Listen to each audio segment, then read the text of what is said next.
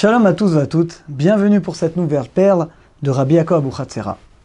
Dit Rabbi Yaakov Abuchatzera, en réalité, il y a deux choses essentielles qui vont déterminer la qualité et le niveau de notre prière. Et c'est très important pour nous. On veut bien entendu que nos prières percent les cieux, montent directement vers le maître du monde. On va voir aujourd'hui les deux clés. La première clé, vous la connaissez bien entendu, on en a déjà parlé, c'est le marchera de la pensée. On doit évidemment essayer au maximum d'avoir conscience qu'on se tient devant le maître du monde, d'avoir la pensée claire, la pensée limpide, d'enlever au maximum toutes les choses qui vont perturber notre pensée.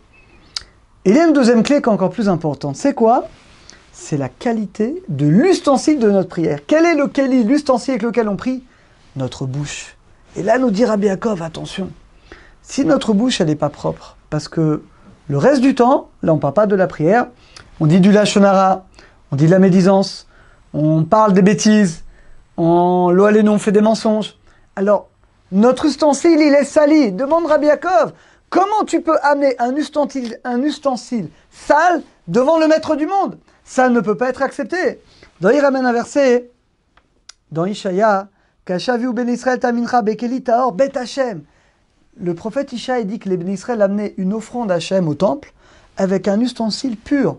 Évidemment, au Bet Amikdash, on avait des ustensiles qui devaient être d'une pureté et d'une beauté parfaite. Eh bien, aujourd'hui, il n'y a plus le temple. Qu'est-ce qui remplace les offrandes? C'est notre bouche, c'est la prière. Mais de même qu'à l'époque du temple, tu devais amener un ustensile qui était pur, eh bien, de même, la prière, on ne peut la faire qu'avec une bouche pure. C'est-à-dire, Morav Avotage, je ne sais pas si vous vous rendez compte, c'est-à-dire qu'au-delà de tout ce qu'on connaît, évidemment, il faut se concentrer, la conscience qu'on parle au maître du monde, tout ça, d'accord, bien entendu, c'est la base. Mais il y a quelque chose qui est encore plus basique, c'est avec quoi tu pries? Avec ta bouche. Comment tu crois, comment tu veux qu'il y a 5 minutes, tu étais en train de dire du lashon hara sur quelqu'un, et maintenant tu viens prier Hachem, tu crois qu'Hachem va accepter cette prière? C'est que si notre bouche, elle est salie, alors évidemment que la prière, elle ne peut pas avoir de force. C'est quelque chose d'à la fois simple, d'à la fois clair, d'à la fois profond, qu'on doit servir Hachem avec des ustensiles qui sont purs.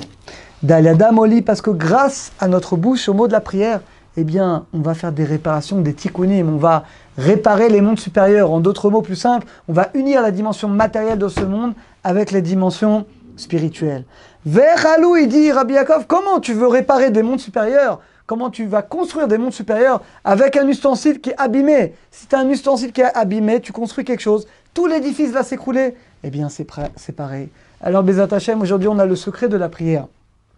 Si on s'efforce chacun d'entre nous de faire attention plus à notre bouche, de ne pas dire de lashon hara, pas de médisance. Donc il faut étudier les lois du Chafetz Chaim, bien entendu, pour savoir qu'est-ce que j'ai le droit de dire, qu'est-ce que j'ai pas le droit de dire, de ne pas mentir, de ne pas dire des choses, des mots vulgaires, de faire attention à la qualité de notre bouche. Par ce mérite-là, notre bouche deviendra un ustensile saint, et les mots de la prière qu'on prononceront, directement, Bezat Hashem, s'envoleront vers le maître du monde, et Bezat Hashem, grâce à ça, toutes nos prières, Bezat Hashem seront exaucées. À très bientôt à tous et à toutes.